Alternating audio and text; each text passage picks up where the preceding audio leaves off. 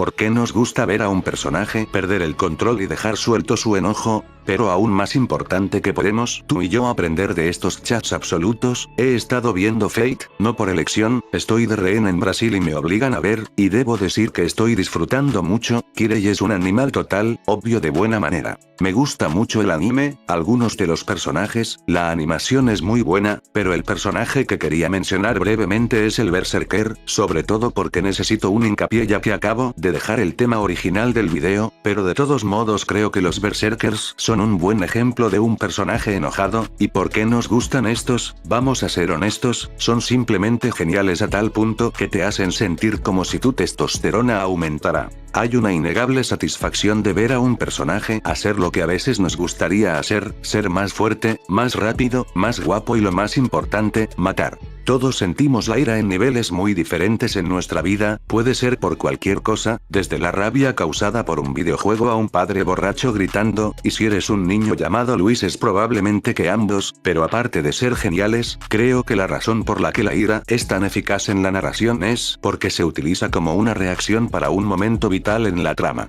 Ok, un personaje que se enoja porque sí, al final termina cansando, al igual que una persona en la vida real que se enoja porque sí, puede ser bastante molesto, pero cuando ves que el enojo de un personaje se utiliza como reacción a un acontecimiento, crea un momento lleno de emociones, una conexión más profunda con el público, y la razón por la que crea una conexión tan fuerte, es debido a la raíz de ese sentimiento en específico. Claro, en la ficción lo más probable es que no nos sintamos identificados con los detalles o acontecimientos exactos que experimenta un personaje. Y si lo hicieras, eso sería preocupante, pero son las reacciones del personaje lo que conectan contigo. Ahora, en mi investigación encontré que cuando se trata de la ira, esta emoción proviene del miedo, la vergüenza, la traición y la autojustificación. La autojustificación, no voy a abordar demasiado en esto, se da a veces, especialmente en quienes tienen el papel de antagonista, donde este personaje se siente por encima de otra persona o moralmente superior a los demás, por lo tanto, cuando son desafiados se molestan, así que cuando un antagonista tiene esta ira autojustificada es genial, es badass. Sin embargo, en la vida real da mucha pena ajena, ya que creo que el uso más frecuente de la autojustificación entre comillas está en Twitter, y en los subreddits políticos, pónganse a jalar mejor que cringe.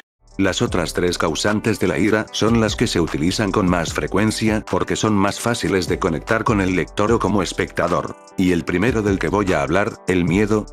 como dice un viejo refrán, el miedo lleva a la ira lleva al odio, el odio lleva a League of Legends. Gracias, maestro Wai. La conexión con el miedo y la ira es innegable, y creo que es algo que podemos ver que los personajes retratan dentro de una historia, así como nosotros en nuestra propia vida. Tememos que ciertas cosas sucedan, tomamos medidas para evitarlas, tememos salir lastimados en nuestra vida, levantamos muros, hacemos cosas para evitar nuestros miedos, por eso actuamos con gran urgencia, con nuestro corazón bombeando adrenalina por nuestro cuerpo. El miedo es una de nuestras emociones primarias, y también lo es la tristeza, y muchas veces se puede encontrar bajo la superficie de lo que parece ser esta rabia e ira desenfrenada. Ahora, quiero que pienses en un personaje que haya pasado por esto o en un personaje que se ajuste a esta descripción. Muy a menudo un personaje hará algo por rabia o por el miedo a que un determinado evento se repita, a que una determinada experiencia traumática o dolorosa ocurra por segunda vez y no puedan soportar la idea de tener que pasar por eso de nuevo, así que el sentimiento de ira no es tan simple como podría parecer, ya que siempre viene con otra emoción con ella o normalmente lo hace, pero la raíz del miedo y la ira puede venir de eso, es algo con lo que todos podemos conectar como personas, porque todos tenemos miedo de algo y los que están detrás de estas historias y estos personajes que amamos son humanos también, así que puede ser que compartan los mismos miedos que nosotros. Lo mismo ocurre con la vergüenza y la traición. Siempre que un personaje pasa por estas cosas, nosotros lo conectamos con un momento determinado de nuestra vida, y aunque no hayamos experimentado ese evento en particular, las emociones de nuestro subconsciente aumentan y así en cierto modo, yo veo a la ira como la respuesta fallida de los humanos a los momentos difíciles que tenemos en nuestra vida. Así que aunque nos hemos vuelto insensibles ante los personajes que estallan de rabia, al igual que del concepto de muerte dentro de una historia, creo que cuando un personaje está enojado es muy vulnerable y humano, por eso llamo a la ira nuestra respuesta humana fallida, porque la ira no es perfecta, trae consigo consecuencias. Puede ser peligroso, puede involucrar a personas personas inocentes, es natural para nosotros como personas enojarnos o estar triste, pero al igual que vemos con los personajes que amamos, si lo llevamos demasiado lejos, puede tener más consecuencias sobre nosotros mismos de las que podríamos ser conscientes en el momento. Ahora, tengo que admitir que soy una persona muy impulsiva y apasionada, bueno, cuando se trata de las cosas que me importan, si es algo que no considero interesante no le doy ninguna importancia, por lo que siempre es uno de esos dos extremos, pero cuando todo se pudre, las cosas van mal y exploto. Me doy cuenta casi inmediatamente y no me permito ir más lejos porque sería imprudente.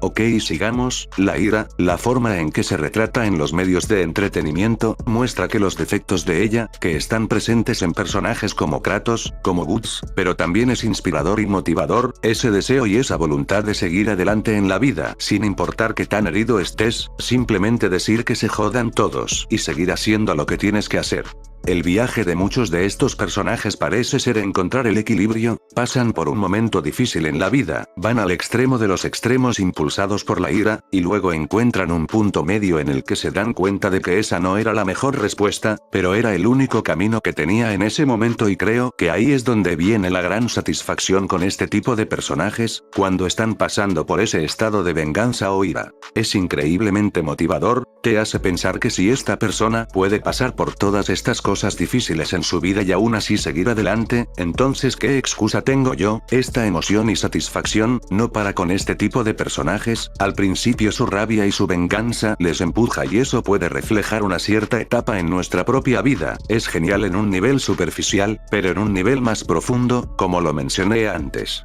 Es el reflejo del dolor interno y cómo lidian con ese dolor, y luego a medida que avanzan, ya sea como personajes, continúan en ese estado, lo genial y lo malvado simplemente escalan o con el tiempo maduran y se suavizan y reflexionan sobre las consecuencias de su pasado, algunos personajes tienen esa reflexión incluso durante su estado vengativo, por lo que a lo largo de este viaje del personaje enojado, es un reflejo de diferentes etapas por las que todos hemos pasado y realmente creo que es esta fórmula la que nos proporciona a algunos personajes extremadamente memorables, como Guts, Kratos, Demon Slayer, Asura, Zuko de Avatar, Escorpión de Mortal Kombat. Es poderoso, es atractivo, proporciona esta motivación en el momento, pero luego también podemos aprender de la madurez de estos personajes, lo que conduce a una experiencia extremadamente memorable y hay una palabra clave cuando se trata de este tipo de desarrollo de personajes, y es el contraste. Cuando ves a un personaje de este tipo, más suavizado, más maduro y más tranquilo, proporciona una increíble vista, poder ver lo lejos que ha llegado desde el principio de la historia, y creo que el mensaje es muy fuerte cuando tienes un personaje que ha explotado de la rabia en el pasado, porque ese estruendoso momento contrastado con este estado más dócil, relajado y pacífico.